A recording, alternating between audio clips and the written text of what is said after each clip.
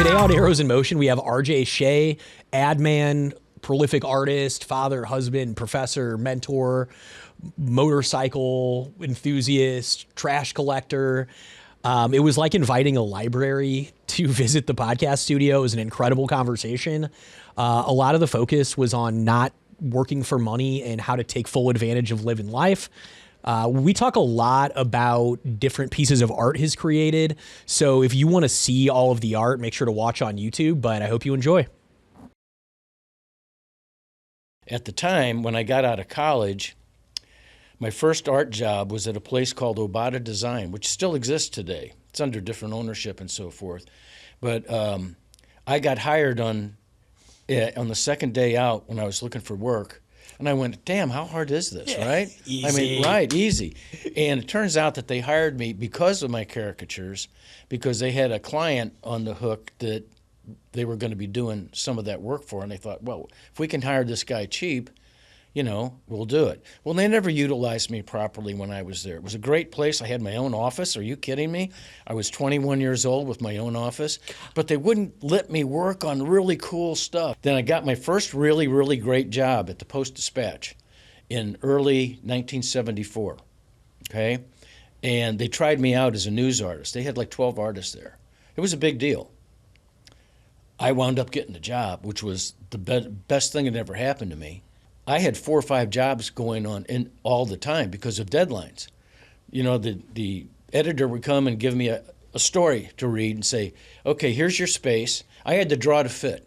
Yeah. That's what the newspaper is. They'd give me some weird, you know, shape that they would put text around, and then they said, fill the shape. That's all I had to do.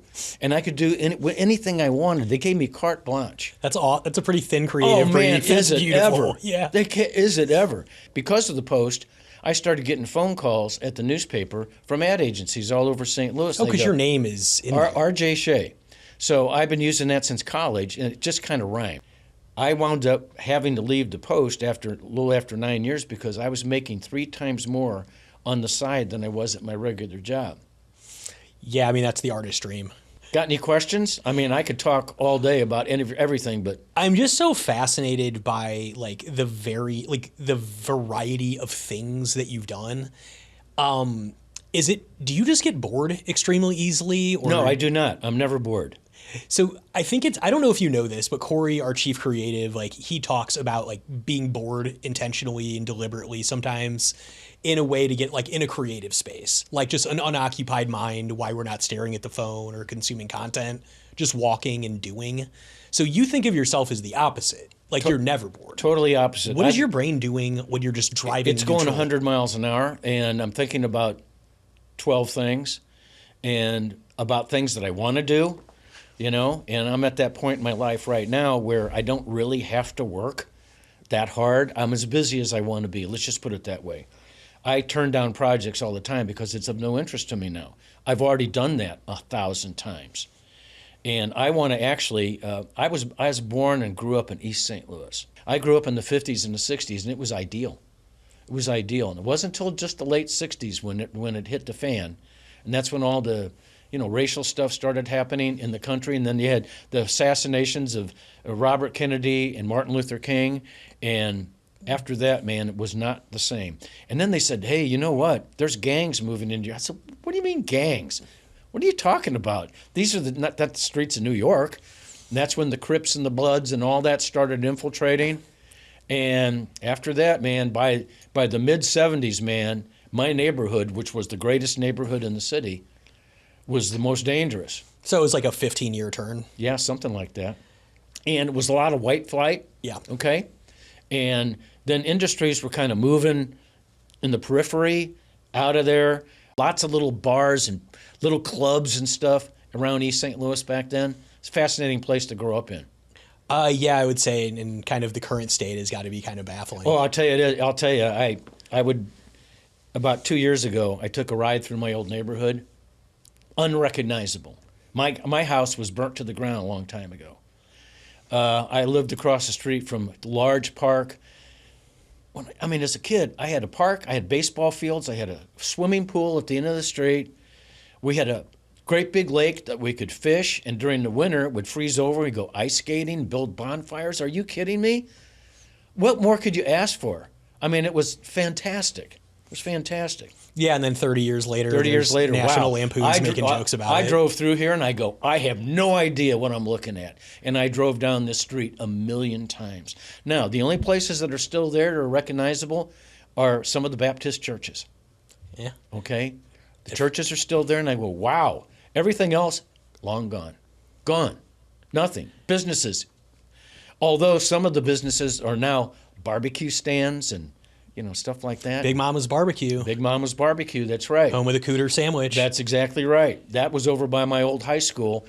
I went to an all-boys high school, Assumption High School in East St. Louis. It's now a minimum security prison. Yep. And actually, one of my classmates became the warden. No shit. Yes.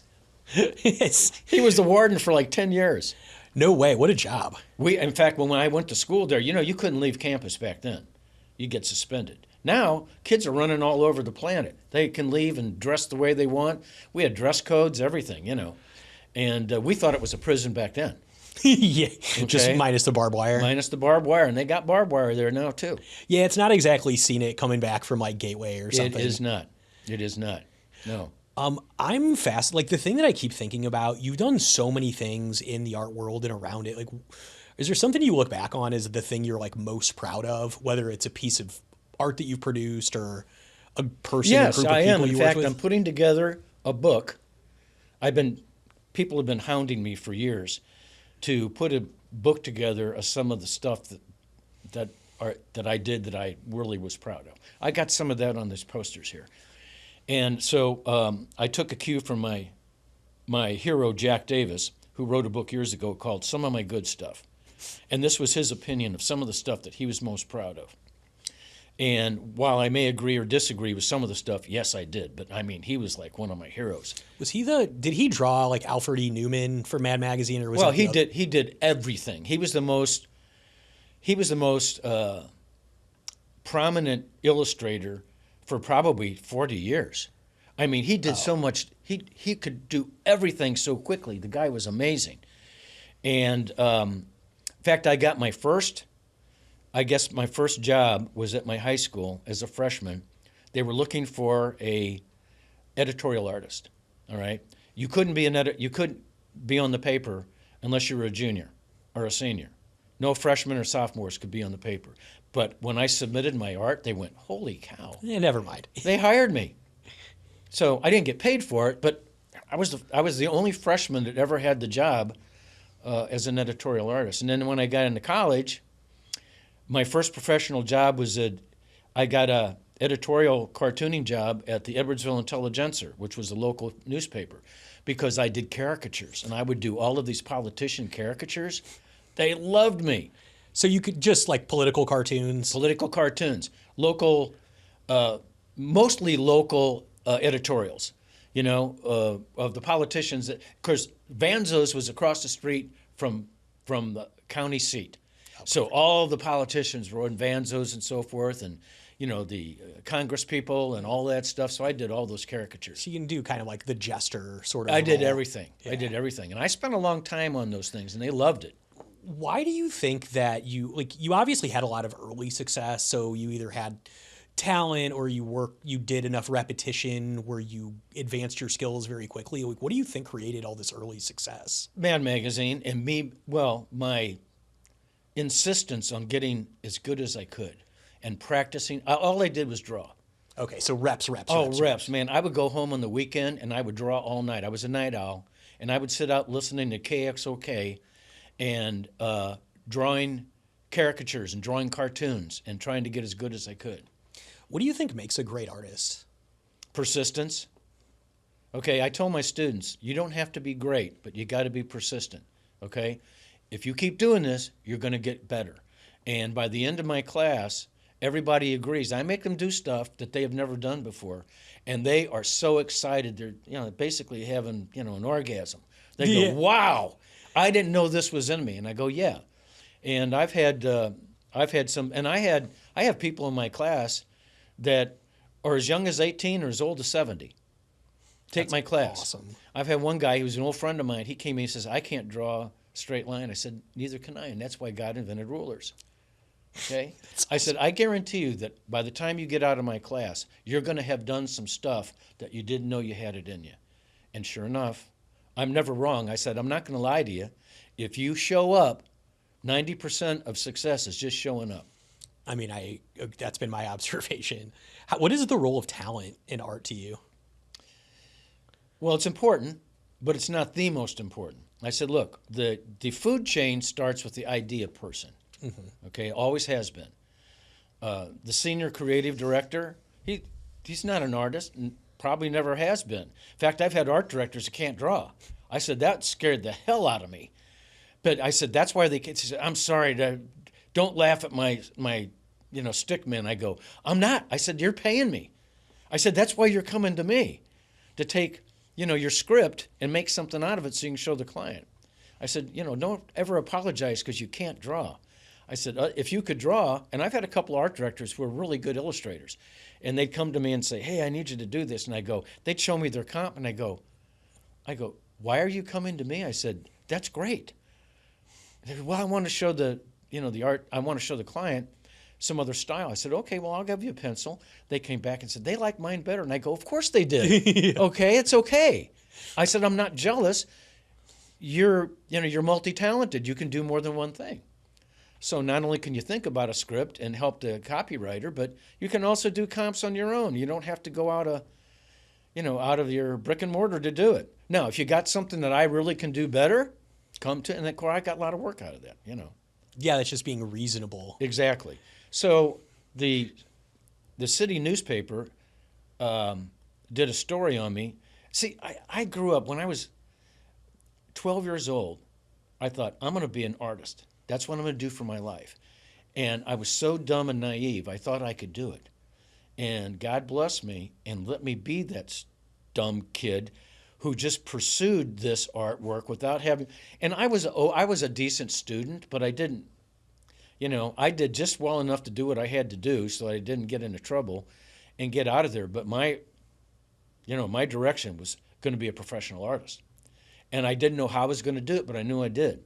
So I did stuff for the school newspaper in college, got on the yearbook, and I want to show you something that had never been done before or since that I brought with me here. The editor of the yearbook at SIU was a good friend of mine. And somehow he got some money out of the college to be able to produce a poster. And I was doing all of these editorial cartoons for the paper. So I got kind of a rep there. This is when Nixon was in office, had just gotten in office, okay? So I'm doing this in 1968 to 74. I was out of college by then, but by 72. A lot of good material there. Yeah, oh man, I had so much material. And I got to be a pretty good caricaturist of Richard Nixon. I got some I'll show you here. And so the newspaper got wind of it, and they did a story on me, and I was barely 20. And they did this Sunday spread of like 7 or 8 pages and pictures. No way. They came and interviewed me, and I went, wow. My parents thought that I was like a hero. Hero Bobby Fischer. Yeah. Yeah, I'm not even 20, and they're doing a Sunday spread on my stuff from things I did for the school newspaper, and I'm doing editorial cartoons for the Edwardsville Intelligencer, and they were paying me $10 a cartoon, okay? Oh, and baby. Some of these things would take me an entire day to do, but I wanted to look good, and it did. So finally, I went to the editor and I said, Al, I said, man, I worked all day on this thing, $10. I said, can you give me a raise? Can you make it 15? He fired me on the spot. Damn. Whoops. We don't have that in our budget. You're fired. Perfect. Well, that seemed to work out in the end. It did. Because I was making more at Vanzo's. I was getting free beer, food, and I was getting to do artwork. In fact, I've only been hit on twice in my life. Once when I was 19, and once when I was 72. Pretty big gap there, bud. And people don't. I said, no, really. I said, no. I got hit on by an older woman too. And she was 22 and I was 19, and we wound up going out for a while, and then just like in the last couple of years, I was having supper at a place called the Trainwreck in Very familiar. yeah, and this woman comes up, she smiles at me, and she says, "You look really familiar to me." And I said, "Do I?" She was with a bunch of her girlfriends, and she was 69, it turns out. And I said, "Boy, I don't." I said, "I'm pretty good with faces." I said, I don't recall." She goes, "Okay, let me back up. That was a terrible pickup line." I said, "That's what you're trying to do? You're trying to pick me up?" She said, "Well, I noticed you didn't have a wedding ring on." Okay. And I said, "Well, my wife had just passed." Okay. And I didn't tell her. The reason why I didn't have it, well, I did tell her why I didn't wear my wedding ring was because I was a soccer goalie for 35 years. Really? Yes. I played goalie. And I didn't wear my wedding ring because I would jam my fingers all the time. Yeah, They would swollen. swell up. I didn't want to have to cut my ring off. Now I've got it on my little finger here because I can't get it on any of my other fingers. That's as close as my little fingers can get. They have been dislocated so many times, and I go, people say, "You're an artist. What are you doing?" I go, "I don't know. Like, I've done another thing before. I don't know." But I loved playing soccer. Loved playing soccer. I played till I was 61. Unbelievable. Played against 19-year-olds and did great because I wanted to play against younger people. All these kids, they think that because they're fast and they're quick, and they think that they can do everything. So here's this old man in goal, right? And they would telegraph everything that they did. Whereas the older soccer players that were in their 20s, early 30s, very dangerous. Very dangerous because they had skills. And some of these guys that I played against were all college athletes and all Americas, and and I did okay. But I realized when I was 61, when I crawled out to the car after I played, that I had to put ice on everything that had a joint. And then it would take me a whole week before I could stand up straight. Yeah. And then I thought, if I'm going to walk when I'm 70, I better get another profession. I still have dreams that I could still go out and play. Do you have something that replaced soccer for you for competition? Or I used to ride a bike when I was younger, and when college, I had a bike. And, man, I was in great shape. And that's when I started playing college soccer on club teams and so forth. Softball, loved softball. Baseball was my sport when I was growing up. That was my thing. I was pretty fast, and I loved to shag balls. Man, I loved to chase balls. I started riding a bike again, got a very expensive bike, and did not enjoy it at all. really? Yeah, because I had my brother-in-law and I had a friend that were seriously injured on their bikes by accident, and they looked like they were in a car wreck. Oh, scary. And it's so dangerous riding a bicycle anymore in traffic. I go, screw this, I'm not going to do it. I went on all the trails and everything, but the trails are even more congested than the streets. Yeah. They got people pushing baby strollers and rollerblading, and I go, get out of my way, behind you. And I go, no, this is not fun at all. Unbelievable. Yeah. So I don't really have that replacement. I thought, you know what, maybe I'll play pickleball. That seems like I played racquetball for like 15 years. I got almost to where I was a bottom A player. Oh, man. So Okay, but I needed some training. I needed to have some experts come in.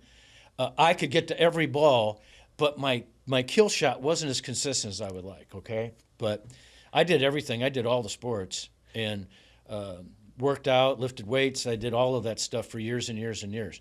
In fact, I worked out at when I got hired by the Post, the best gym in St. Louis was a gym called George Turner's Gym. And George was an interesting cat. He was a bodybuilder, had been like Mr. Missouri, Mr. St. Louis. Guy was 50 years old when I went in there. I just turned 23 or 24. And no, I was 23. Best gym in St. Louis. There were no other real gyms, bodybuilder gyms. And this is where a lot of the athletes from professional teams came in from St. Louis during off season to work out. I met football players, baseball players there.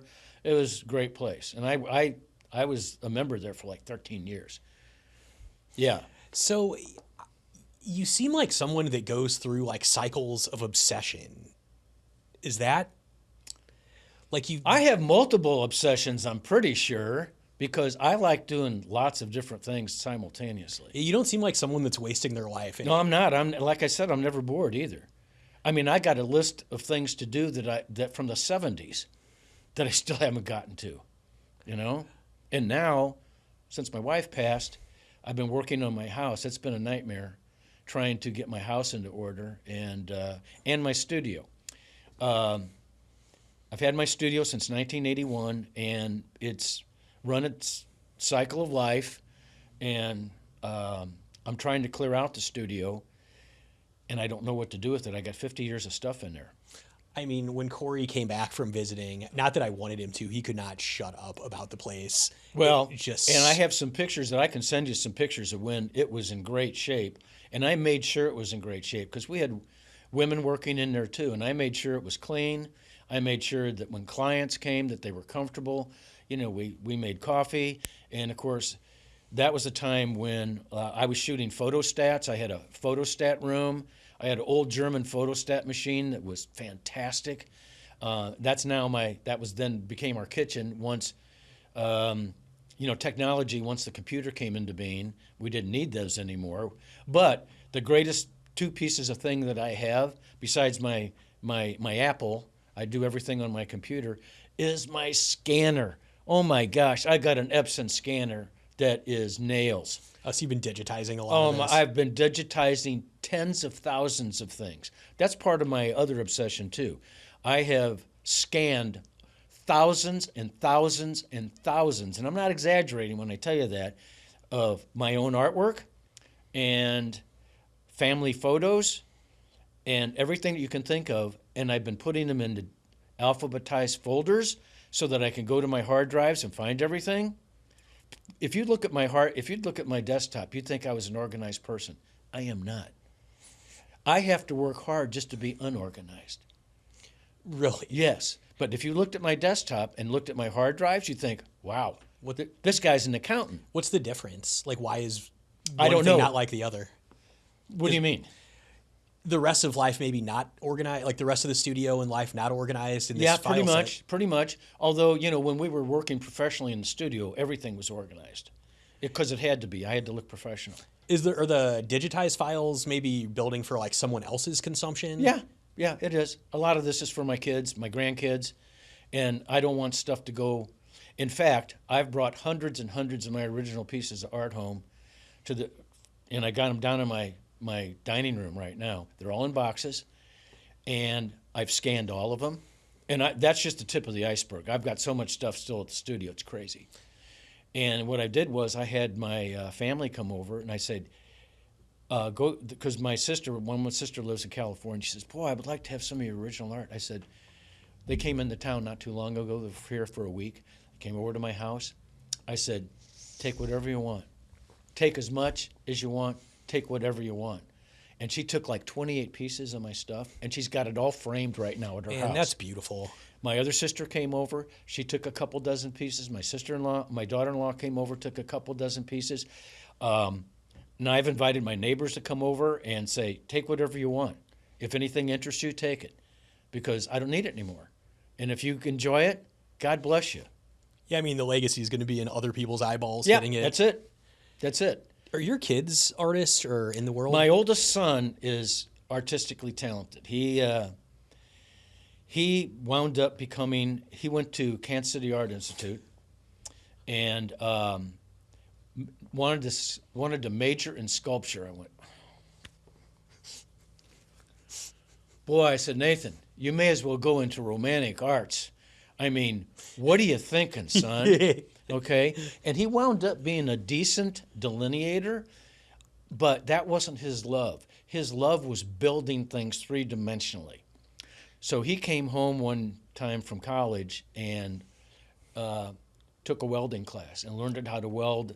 And acetylene was pretty much out by that time, so TIG and MIG and all of those things, and learned how to weld. Went back to school, started talking to construction people, builders, and architects, and went around and said, hey, if you need something built, I can do it. When he first got out of college, he moved to California with another artist friend of ours, and they moved to West Hollywood, and they didn't know what they were going to do. for work. They got an apartment, and then he went around to all these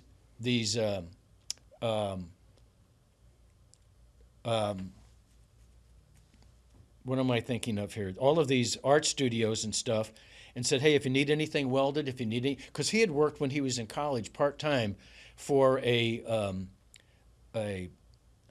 why can't I even think of the word? It's an art gallery. Worked for an art gallery in Kansas City, a very unique art gallery called Grand Arts. And he was hired as the in-house artist while he was in college because the woman who owned it was part of the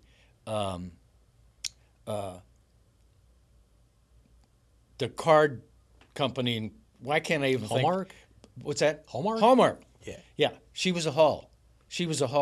And she was worth $1 billion. No shit. And so she opened up this art gallery and had a unique perspective on it. 10 times a year, she put out a call to artists all over the world to submit a proposal for a job that they could neither afford to do or don't have time to do. And she had a board of directors that she would fly in from all over I mean, it's crazy. It's like a think big contest. Yes. And then they would pick a project from an artist. Some came from England, California, all over. And they say, we like this project. We think that we can bring, when they would bring this artist in, all expenses paid, they'd fly them in from wherever they were. They had an apartment over the gallery, which I stayed in many times, that was fantastic. Downtown Kansas City, 3 blocks from Hallmark. And they would give them 30 days, and my son wound up being the main artist. They had ideas, but they didn't know where to start. They didn't know where to begin. Oh, so he was like implementing these. And he learned how to do everything. He learned how to sculpt. He knew how to weld. He knew how to paint vehicles. They had a whole painting area in there where you could put a truck in there. That's how big it was. And they staffed this thing with all the best tools. They had kilns. They had everything in there. It was a dream job. It's like a playhouse. So he learned how to do everything while he was there. And so his talent, his skill set is off the chart. And so he was building stuff for all of these construction people and architects, and mostly working with stainless steel, with all kinds of steel. He would make fireplaces and staircases, and I remember I helped him on one project one time. The guy had owned all of the AMC theaters in Missouri. His last name was Brain, okay, and he lived in Kansas City there in the mansion. And he wanted all this stainless steel stuff on the outside of his building. He wanted, new railing inside, kind of new age kind of stuff, right? It's like a $50,000 job. So that's the kind of stuff he was doing on the side. Plus, he was a professional drummer. He toured the country with a band out of Boston one time for 9 months. They went everywhere. They opened for the Mighty Mighty Boss Tones and all these other bands all over the United States. Traveled for 9 months. I mean, it's pretty incredible to have 2 generations making a living as artists. Well, no doubt about it. It's like amazing. Yeah, he's out in California now. He's a project manager for a big company out there. Not as creative. The company he worked for 7 years before that was a place called Therma, and they were the biggest company of its kind in the United States. They had a cutter. They had a laser cutter in there that was 65 feet wide. Jesus. It's the largest laser cutter in the United States. There's only 2 of them, and they had 1 of them. They could cut anything metal. It was like massive signage. Massive. And this company did all of this, air duct work and creative stuff he's in Silicon Valley, okay? He's in San Jose. So he was doing all of these jobs. He got a creative team of 5 people under him, and they would go to Apple and Facebook and Adobe, and they were building 1 million square foot places out there in San Jose. And they said, we want something cool designed. We need new office space. And so he'd go out there, look at it, and he became a great bidder. He knew how to bid on all this stuff. Then he'd go back with his creative team. They'd come up with ideas and drawings and so forth that he'd take back. And his first year there at this company, he made them a profit of $2 million. And they gave him 5 raises the first year he was there. That's not really typical. No. So that makes me think of an interesting thing you said earlier, because obviously, he started as an artist, and there's some deep systems thinking that you have to be able to grasp to do that on the business side. Yes. A conversation we've had recently here is, like Corey's our lead creative, and you see all of the visual stuff that is created, but he's probably the most adept here at our like SOPs and how we do work, like creating these systems. Yes. How do you see like the artist brain connected to systems thinking? You mentioned that a little Well, earlier. it just depends. When I was doing this in the studio, we would have a project come in, and we had to think about that in a larger sense. It wasn't just me drawing a picture. It's like, what do you really need to be successful in this? Where do you want to go with this? What's your budgetary restraints? What else do you have that can be added to this book of things that we're working on? And we had to look at it from a wider perspective. That's like, so the ability to zoom out and Yes, see how you the have to the zoom work. out. Yeah, you can't get down on the drawing board and figure this is all I'm going to do. You had to look at bigger things. So we actually we would write scripts, and I wrote a bunch of scripts for commercials and all kinds of stuff. I like to do creative writing too. So I just wanted to do everything, and get behind the camera. And although I'm just an amateur photographer, but I got a pretty good eye for composition and all that stuff. But I don't have time for everything because there's precedence. And things take precedent when you have to put things in order. Yeah, unfortunately. And, I got a long list of to-do things I got to get done. So, but you look at the big picture, especially when you want to court a new client. And I have a guy that I met through one of the business groups in St. Louis 20 years ago. He's from Winnipeg, Canada, and he's a brand guy. And that's what he did. And he lived in both London and Canada for most of his life. And he got me projects from Europe where I would do business cards for his client, or I would do idea generation for whatever they were going to do. Sometimes it was illustration, sometimes it was just graphic design. And then he would do their branding. And so he was in touch with some of the biggest brands on the planet. And the problem is this. And in fact, I'm Zooming with him tonight. He's 55 years old, okay? I'm 20 years his senior. He kind of looked at me as like his dad, I think, in some ways. And, I'd give him a rash of baloney sometimes because he'd come up with somebody and I'd go, boys, his name's Stefan. I said, Stefan, no, it's not going to work. And he says, Shay says, you're a genius. I said, no, I'm not. I said, I'm just thinking rationally. I said, you're the genius. You're the guy he's written books. He's written brand books and so forth. And he became colleagues with a guy by the name of Paul Temporal. If you've never heard of his name, he just recently died a couple years ago. He is one of the biggest brand businesses on the planet. He had businesses all over the world. Paul Temporal, just the way it sounds. And so we would do some business with him, and he would consult with Paul. Paul was a mentor to him, and he co-wrote stuff with Paul, and I thought, wow, this is something right out of my league, really. Some of the thought processes. He's written 1 million white papers for products and so forth, why this is successful and why it's not. He wrote a white paper on why Coke almost went down the toilet years ago when they changed their classic thing. Yeah. And at any rate, yeah, so I work with a lot of different people, a lot of different things, and a lot of that stuff now is like, I've already done it. I'm not that interested in it. It's not the money thing. It's whether or not I'm interested in doing it. And what I really want to do is I want to do some of my own art on the history of various things like East St. Louis. I want to do a comic book on some interesting stuff from East St. Louis. For instance, State Street in East St. Louis, which is the main drag, goes all the way up to Belleville, was the first paved street in Illinois. Oh, no Not shit. Chicago. It was I did in not East know St. that. Louis. And in the early 1800s, Chicago was a nothing. Nothing. The main industry, the main money in Illinois was in southern Illinois, in Cairo. Not Cairo, it's spelled Cairo. They call it Little Egypt down there because a lot of the different cities are named after Egyptian cities. And that's where all the big money was. That's the confluence of the Mississippi and the Ohio. It was all down there under Southern Illinois. And Chicago came down to Cairo to try to get a loan, and they wouldn't give them a loan because they said, there's nothing going to happen in Chicago. We're not going to give you a penny. And the rest is obviously history, at that point. Yeah. So I would like to do some, like some of my own little cartoon stuff. Cartoons are my thing. I gather like illustration is. Yeah, illustration is. Black and white is my thing. And I brought tools to show you what I use.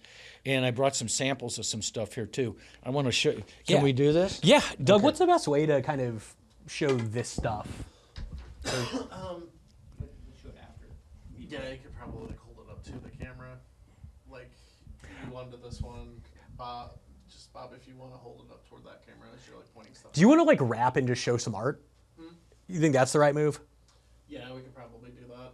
I did have a question I was kind of going to selfishly ask because we talk about this a fair bit. I've talked a lot with younger creative people, but when I was in middle school, that was around the time Photoshop started like becoming like omnipresent. Yeah. With your background and like your experience and everything like that, I'm real curious to hear like how you engaged with Photoshop as that started coming into the workforce.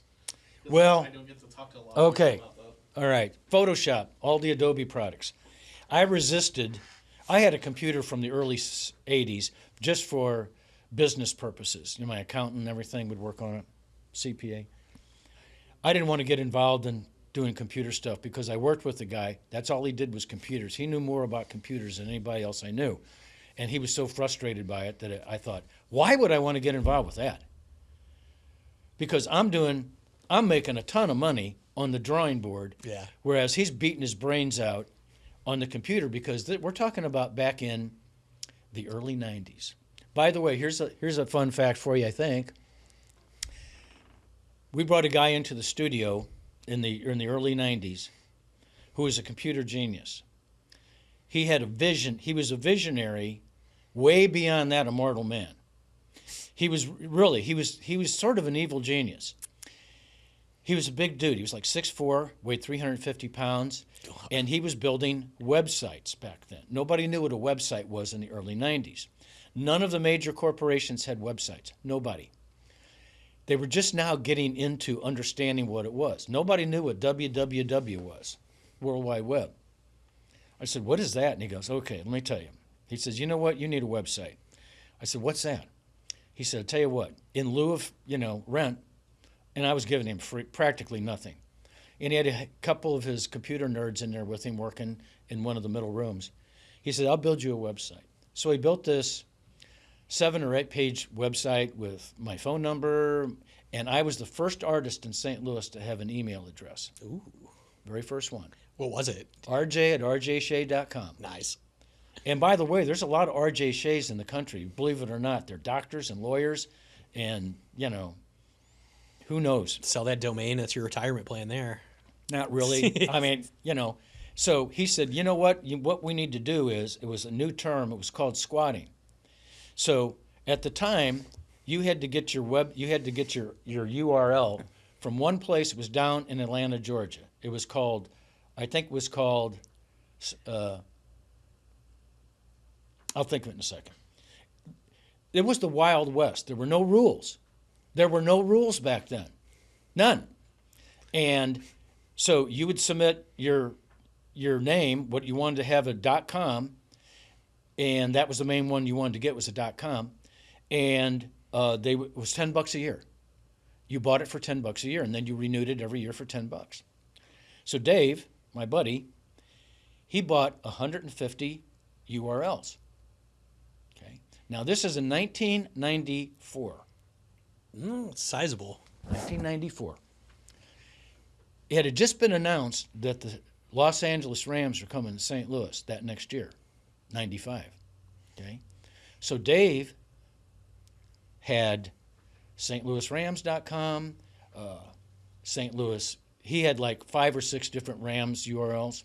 He also had Hasbro, Mattel. Oh my God. He had 150 major corporation names. All the Anheuser-Busch products. Unreal. Okay, Budlight.com, Budweiser.com. He had them all. Okay, So one day I'm at the studio, the phone rings, and I pick up and they go, is Mr. Reeves there, please? I said, yeah. I said, okay, Dave, I said, you got a phone call. And I hear this, Charlie Brown thing. I hear this, wah, wah, wah, wah, wah, wah. This guy was just raising Cain. And Dave says, okay, yeah, all right. He said, I'll tell you what, Bob or Bill, whatever the guy's name was, this is a lawyer for the Rams. He had gone to submit, the Rams, all the stuff, and they go, oh, sorry, that's taken. He go, what do you mean it's taken? No, but they can't take that. No, yeah, they can. It's owned by a guy that lives in Soulard. Okay? And there's nothing you can do about it. He owns the .coms for all of the Rams stuff. This guy was having a heart attack. So Dave says, hey, I got an idea. Go talk to somebody that knows what the hell they're talking about. Get back with me. Boy, about a week later, the phone rings, and this guy's like got his hat in his hand. He's going, oh, man, there's no rules yet. I said, what can we do? We need those. So Dave could have become a multi-millionaire overnight, but he was terrible with money.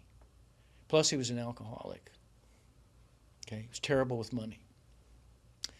But the guy did some genius stuff, okay? So I never asked him about all of his stuff because he also owned the name Spawn, okay? Who's the artist that did Spawn? Todd McFarlane. He owned Todd McFarlane's name. Todd McFarlane was getting ready to come out with the movie Spawn and didn't own a blessed thing. Oh, my God. Okay? He had the foresight. He had everything. So Dave made all kinds of deals. In fact, he even rented some of these .coms out by the month. Okay? He should have been a bazillionaire, but he was going through a divorce. And his life was falling apart. And his wife wound up taking everything. And one thing led to another. And he had a 3-letter URL. I forget what it was, but I think it was bought by I think he had like PBS or something. Oh, okay. My God. And so he wound up having to sell that to pay the lawyers. And again, he could have been a bazillionaire, but he blew it. It makes you kind of want to barf, but that's showbiz, I guess. Unbelievable. But he cut deals left and right with all of these things, with these people. And wow. That's a tough watch. Oh, it was a tough watch. Oh, jeez. I actually owned madmagazine.com for a couple of years. Oh, my God.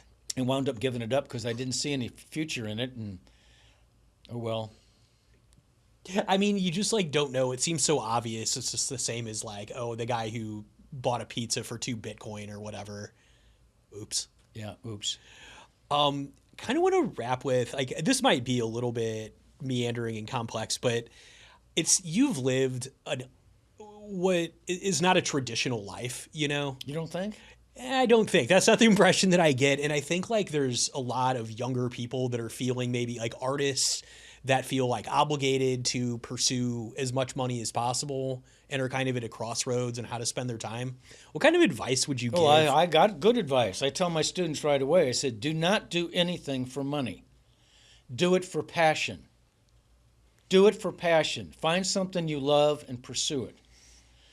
Don't go after money. I got it behind a guy at Starbucks one day, and he said, how you doing? He said, all right. He says, how do you like your job? He said, I hate my job. Why do you stay there? Because I'm making too much money. Okay? Pain. We call that the velvet coffin. Okay? You're dead and you just don't know it, but it's comfortable. But you hate it because you're dead. You're dead inside. You're dead in your head. And I tell my kids, I said, do not do this for money. Well, that's hard for them to understand at this point because they don't have any money. I just had 2 semesters ago, I had one of the best students I've ever had in my life, and I've been teaching since 1980. She's Ukrainian. She's only been here for 3 years. Came here with her mother and brother, and she was the most amazing artist I've ever had in my class. I mean, she blew me out of the water. And she had just turned 21, okay?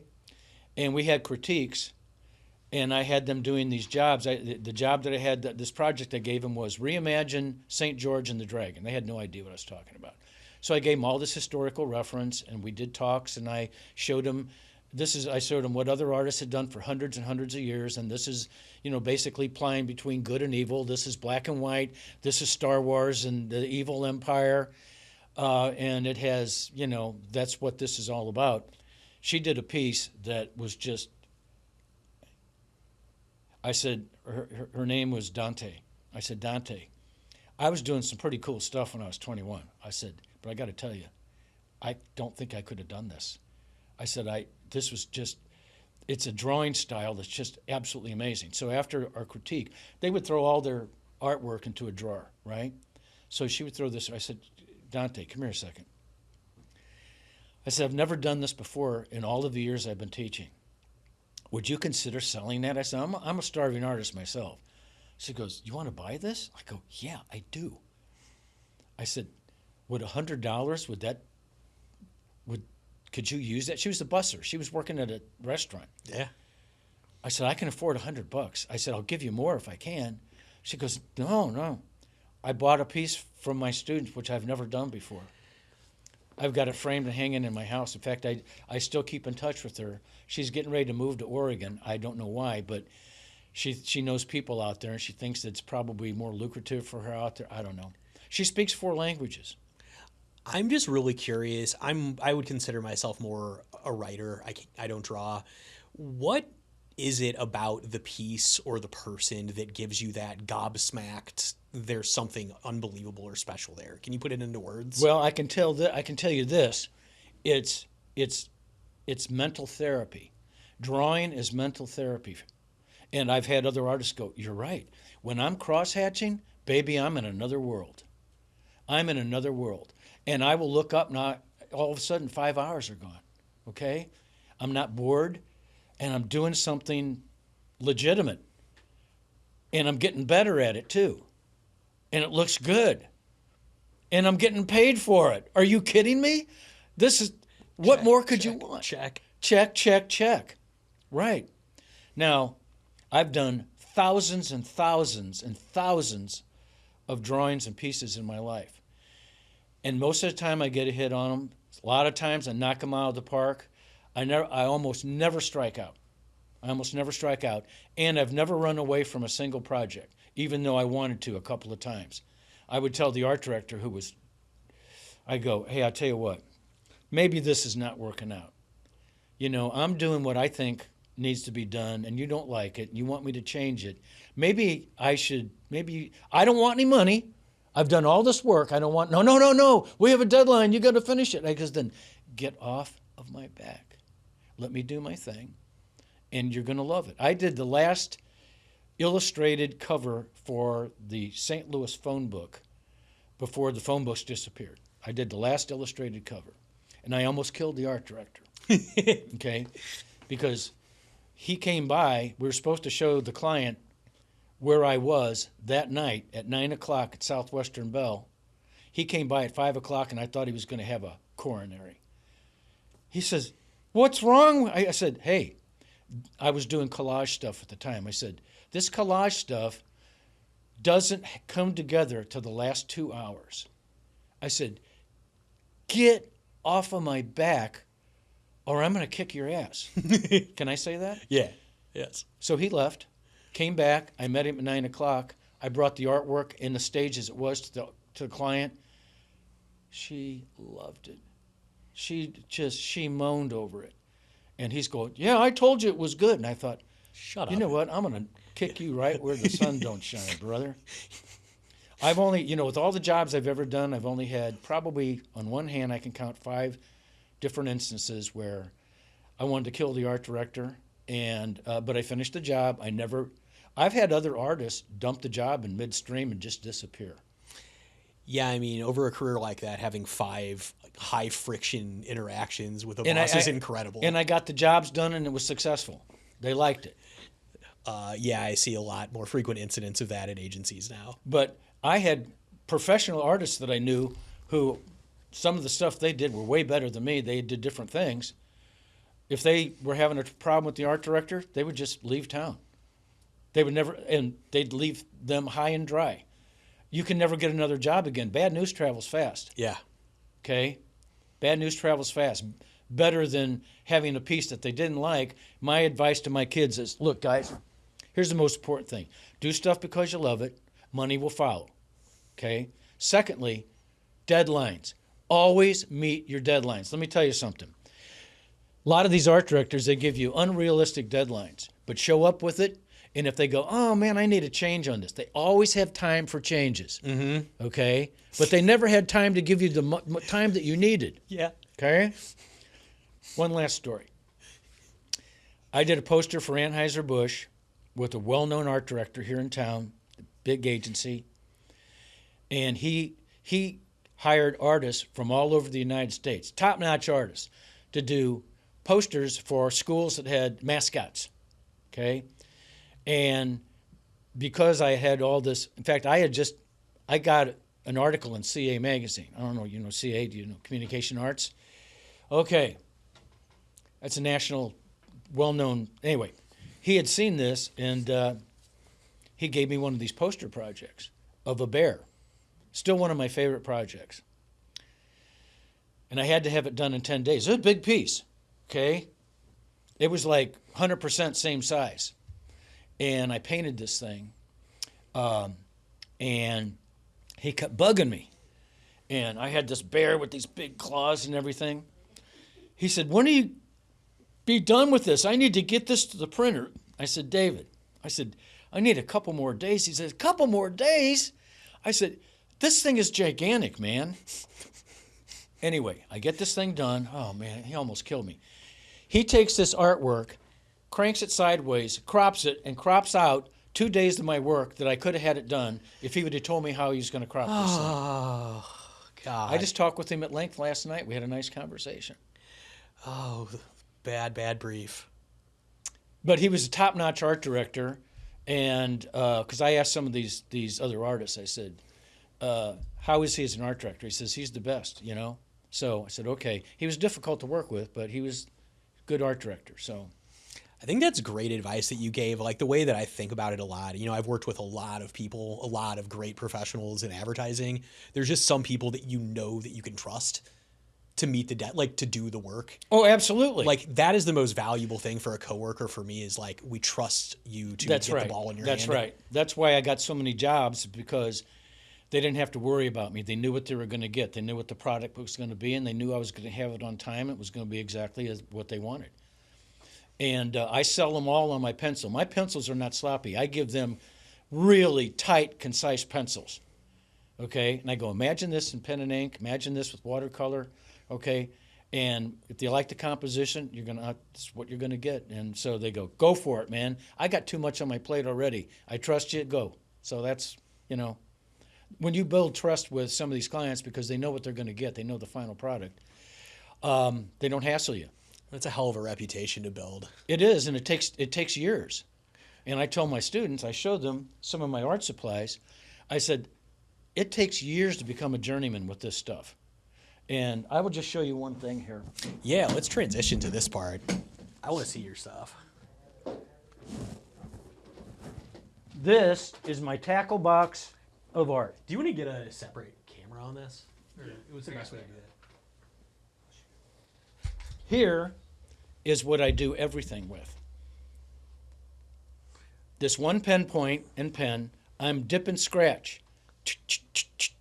I have probably done millions, I have done millions of lines and cross-hatching with this pen. In fact, one of my projects that I give my illustration class when I come in, I teach them how to grid out a picture, okay?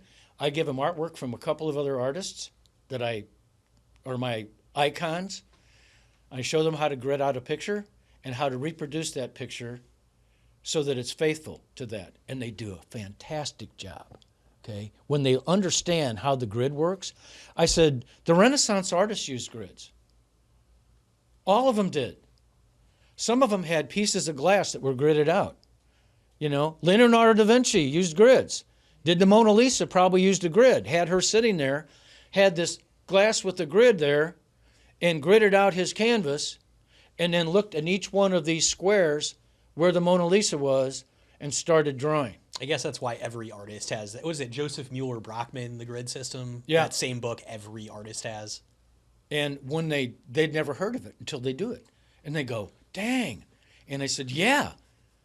And I'll tell you what, when they get done with these things, I can't tell the original from theirs. That's how precise it is. Oh, it has the word system in the name. Like that's the first art system. Exactly. So once I teach them how to do this stuff, then I want to make sure is that when you say literally that pen or a pen like that. pen just like it, but that same pinpoint. Here's the pinpoints. I buy them by the gross.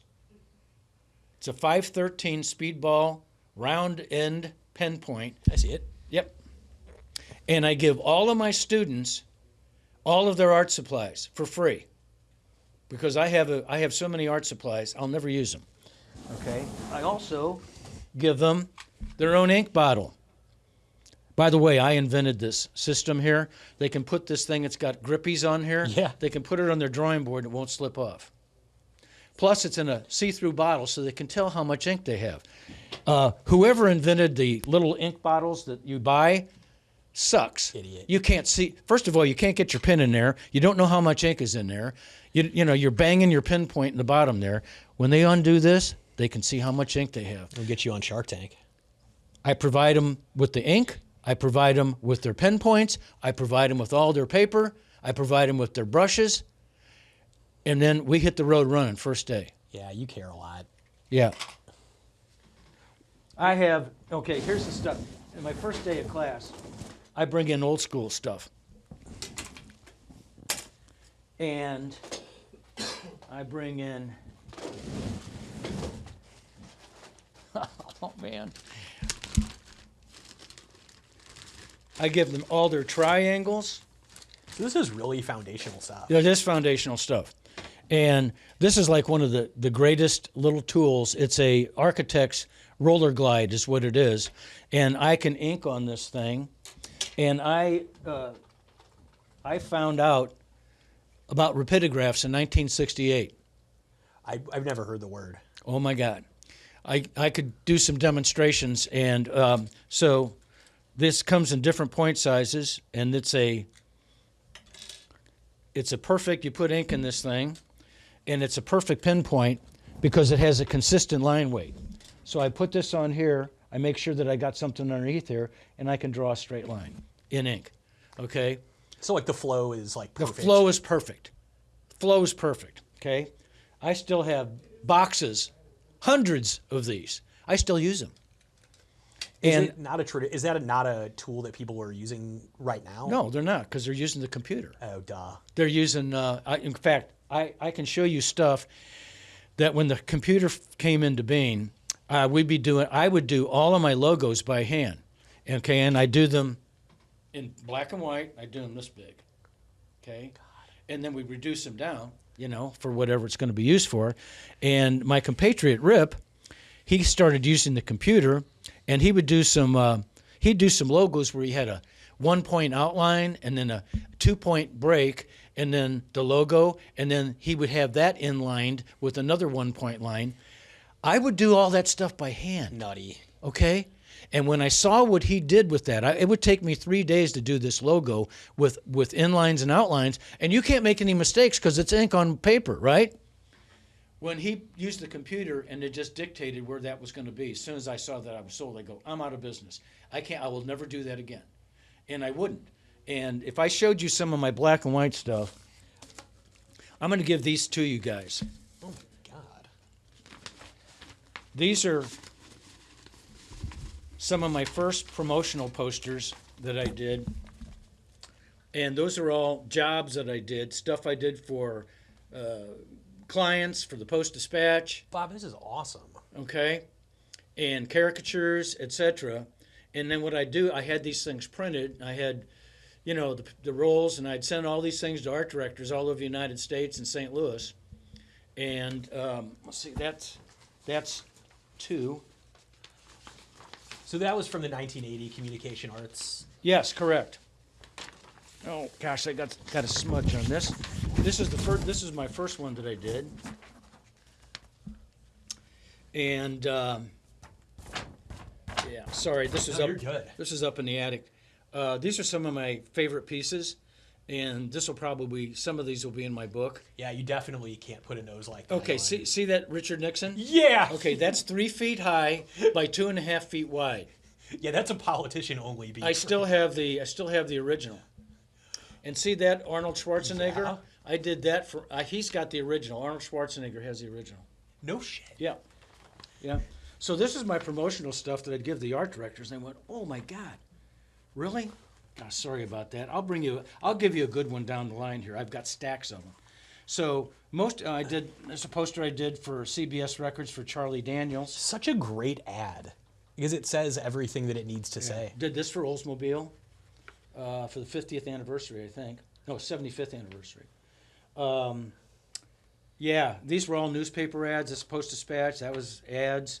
Yeah, these are all, this is all pen and ink. Are you a fan of the Marx Brothers? I am. And I did all of this with this pen point. This is all dip and scratch. And I love doing old cars. That's a 58 Buick. It was the heaviest bumper ever made. Had so much chrome. The bumper probably weighs more than some of these little cars that are on the... Right. All right? Anyway, you can have those. And I'll give you some good copies because those were up in the attic and I just pulled them out very quickly. Is this Fats Domino? No, that was the Minnesota Fats kind of thing, behind the 8 ball. Yeah, that's what I like. Yeah. God. Do you have a favorite of these illustrations, like, overall? Oh, man, it's hard to say. Like I said, I love doing old cars. Let me just show you very quickly this thing that I did in college that I can't believe. This is the only one that I have still. These were in all the yearbooks. This was like a promo. It was like a prize. Holy shit. Look at that. Are you kidding me? Unbelievable. They let me do that. Look, I got Hitler in there. I got George Wallace. I got Hubert Humphrey. I got Rockefeller. I got Karl Marx. This is nuts, Bob. Isn't it? How, like, what is the time investment in something like Hell, that? I don't even remember, but I did have a time frame because it had to go to the printer, So you can see that I was drawing all the time with that. Yeah. Mao Zedong, J. Edgar Hoover, Gandhi. I mean, and this is my own character here. I did a lot of cartoons with this guy. That's he was my little ragamuffin guy. And then some of these are caricatures of the people who worked on the paper and so forth. I'm jaw-dropped. Anyway, yeah. And they let me do whatever I wanted. I mean, I could never get away with this today with some of the stuff I got on here, probably. And I did other posters for them, too, where I had naked women on the posters because they had like a film series there. And, I can't believe they let me do this stuff. It is wild. Once you get a reputation, you can start to really paint outside the grid, so to speak. Well, I did that, yes, for sure. In fact, I had a show there where I had they let me put up a show of some of my erotic drawings. A bunch of them got stolen. So that was... I'm obsessed with that. Yeah, that was something else. This is the only one that I have. And, old school portfolios, Jacob's a design Oh, is that student right? now. Yeah. Hey, how you doing? Good, how are you? I'm doing well. Like, Doing well.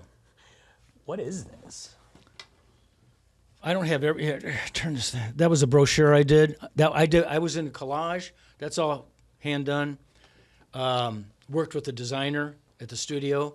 He did all the typography, and I did all the illustrations. I got into this whole collage thing by accident. I had a rep in Baltimore, and she got me a job that another artist had turned down because he wanted more money.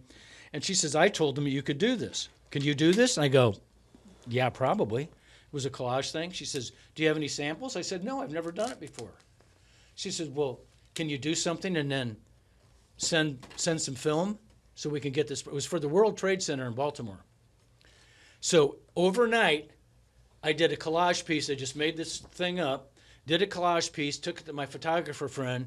He shot some 4x5 film, sent it overnight, Federal Express, to my rep, showed it to the guy, and he goes, he's got the job. And I go, dang, now what? Unreal. Oh, and he says, by the way, I want to buy this.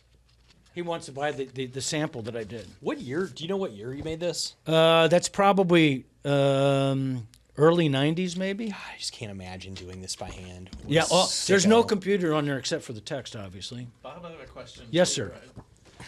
Nowadays, you would pull up their website and look for references to like the space and everything. And in the event that you've never been there, and you would do a lot of research online to try and find things like people that maybe are featured on their website for a piece like this. Back when you did this, what did you use for references to get? Well, I had all of these. I had my photographer shoot. This is all like, this is my St. Louis rep. These are two of her kids. This is another artist friend of mine who's a fantastic designer and a film guy. This is my partner's wife. This is a photographer, another photographer friend of ours.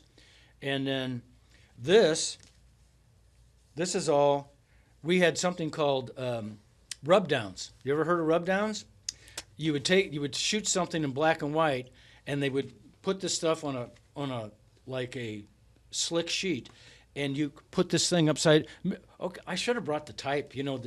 Back in the day when Letraset was like Letraset, and you could do any kind of artwork, and you could have any color made and everything. So I had this big clock and a dollar bill done. Okay, and then I rubbed this stuff down, and then I airbrushed over it so that I could opaque it back. I would never do that again. Okay, now, if you want original art, you have to do it this way. Okay, if you want to print, do it on the computer. So, Jeez. this is, like, I mean, this is just stuff. This is collage and some Photoshop and stuff for some like record label stuff.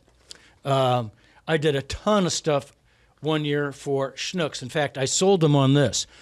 This was in the St. Louis American, the black newspaper. Yeah. I did, I think, 12 famous black people. And then this was all, they had text in here and everything. They celebrated Black History Month and all that. Then I did all of these things. These were all, this is all collage artwork. This is all hand done. That's all hand done. Now, the background, I painted all this background, and then I pasted all this stuff down. I got little lights. This is all three-dimensional, okay? And I had to have all this stuff shot by a photographer, okay?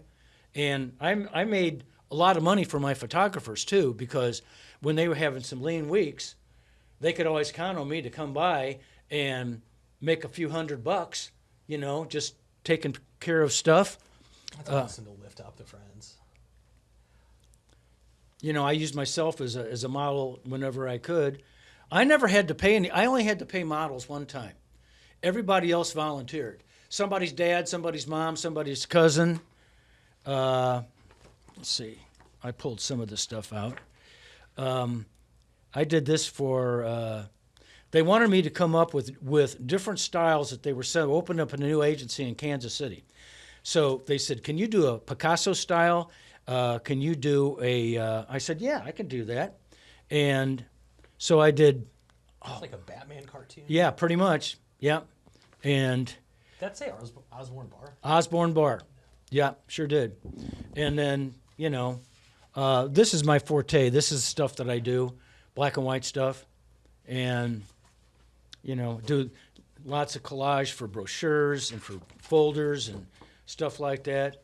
Did stuff for New York Times, the LA Times, Chicago newspapers, all kinds of stuff. And Aside from like the work for like Vanzo's that you got to like see the results, is there anything you look back on that was like the most effective advertising you did? It's hard to say because a lot of them told me that it was because they liked it. Yeah, that's awesome. Yeah, this is like one of my favorite pieces. I did this for a client in Canada, and Oh, yeah, that's one of my budmen right there. And they're right there, too, under the tree. Yeah.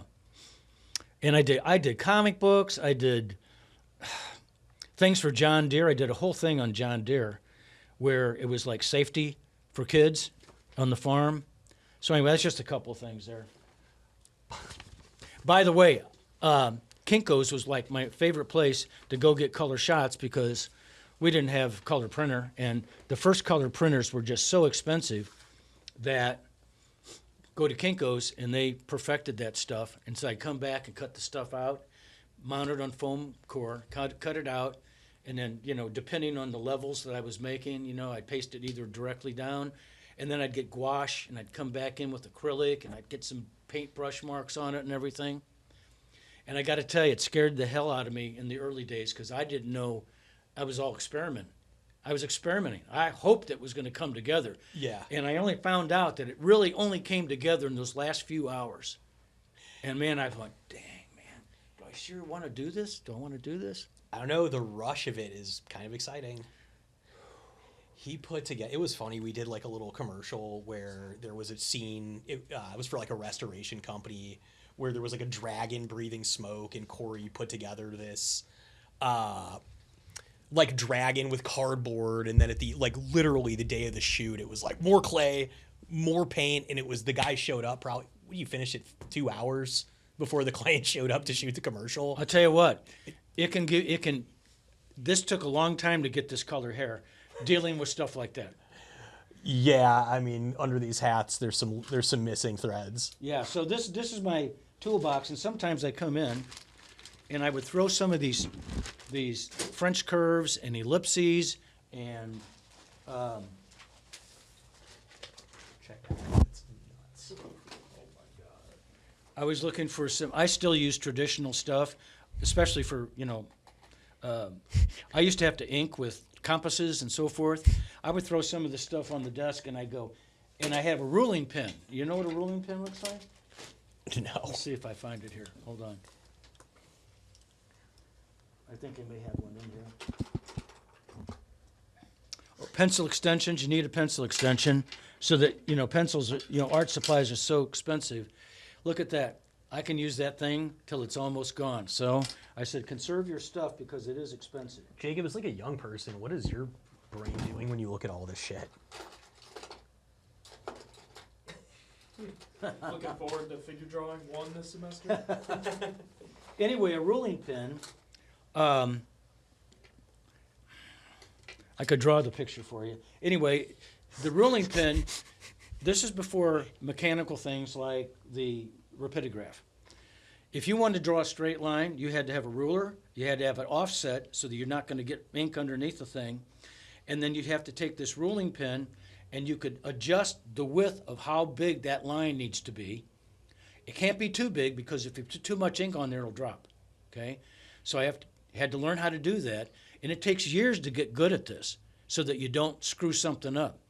And I would throw that on there and I go, if any of you can take 2 of these pieces here and tell me what they're used for and how to do it, I'll give you an A right now. You just walk out of here. And they look at this and they go, Yeah. you can see I use these 1,000 times to ink. I said, under no circumstances are you to cut. Use your X-Acto knife. I have to teach them how to do everything. They don't even know how to use an X-Acto knife properly. I have to show them how to do a T-square and a triangle and show them how to measure stuff and I show them a proportion wheel. They have no idea what I'm talking about. So I had to use all of that stuff in my What's job. a proportion, like the golden ratio? What is the proportion proportion wheel? wheel. Okay, so it's like, okay, here's my space. It's 6 inches wide by 6 inches deep. That's 100%. Let's say it's a square. But I want to blow this up 115%. How big is that? Well, you go to the size that it is right here on one of the windows. Then you go to the size that you want it, and it tells you exactly how big this thing needs to be blown up. You take that to the printer, and then they enlarge it or reduce it and do all that. That's how I had to learn how to use that. I'm just blown away by how differently the process has been done. Well, I'll tell you what, I love it and hate it simultaneously because it can make you really lazy when you know the best way to do it. but it's also the easiest way to do it. And if you had to do it the hard way, like I'm out in the field, okay? I would draw in the car on vacations. I never got a real vacation. I'd be drawing pencils in the car, going down to Branson. I'd stop in Springfield, the Federal Express, mail this to my client, and then go down to Branson and I'm working on 2 jobs at the same time, right? So my kids are, they're enjoying themselves doing something at Silver Dollar City, and Dad's back at the cabin drawing. I've been on church retreats where I drew the entire weekend, finishing a book, No sarsaparilla for Dad. No. Damn it. And been on vacation. I've never had a vacation when I wasn't having to take artwork with me. I would be drawing on camping sites. We go on float trips. I'm by the campfire. I got a lantern, and I'm finishing up pencils. Yeah, you love it. 5 minutes left, Scott. I don't even know what to say, Bob. This is such an interesting conversation. Like, I could live in your world forever. I'm just one guy, too. There's a lot more talented people out there. St. Louis has got so many talented people. For 7 years, I ran the illustrator section at the St. Louis Artists Guild. And we would have 10 talks a month or a year. And I would bring in a new artist or photographer or sculptor. There was never, I could find somebody instantly and have made lots of friends because of it. Yeah, I could definitely tell the people that you've worked with in the past mean a lot. Yeah. You've had some incredible names that you've worked with, too. I have. And you know what? Like I told you in the very beginning, I don't have a jealous bone in my body. When I see somebody who's done something that I admire, man, I'm happy. There's more than enough work out there for everybody. Yeah, there is. There sure is. And I appreciate everybody's talent. I sure do. It's been a wild ride, and it's not over yet. I still got a reason to be here, so here I am. Who's this? Bad Bob? Is that just a character? That's Bad Bob. That's me. That's a caricature I did of myself. I rode a Harley for years. I still have the Harley. It's a 75 Super Glide. And I took 32 days of vacation and comp time and drove across the country to California, went through I don't know how many states because I wanted to. And I was supposed to go with 2 other friends, and they ducked out at the last minute, so I went by myself and was on the road for 32 days. Went to California, drove all the way up the coast, came back through Montana and Utah, Lake Tahoe, Kansas. Kansas, boy, that's a long-ass state. Let me Corey tell you was something. just in Tahoe. Oh, is that right? Yeah, while we were here grinding away. He was gallivanting out in California. My oldest son, Nathan, he's a snowboard expert, and he builds snowboards on the side. He designs and builds snowboards. He and his wife go out there. Anytime there's snow predicted, they're there. They're there. God, that's so awesome. Yeah. I don't know if there's anything left to say. Like, There's plenty to say. We just don't have enough time. Yeah, I think that's just a natural end to this. I'm so thankful that you came by here.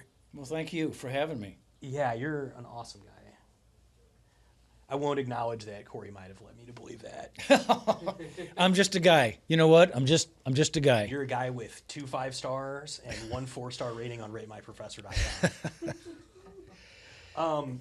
No, this is awesome. Thanks, Bob. Well, you're welcome. Arrows in Motion is hosted by Scott Heaton. Produced by Corey Montero and Doug Wicker. Follow us at Arrows in Motion Pod and Go Arrows Up. And go to goarrowsup.com for more.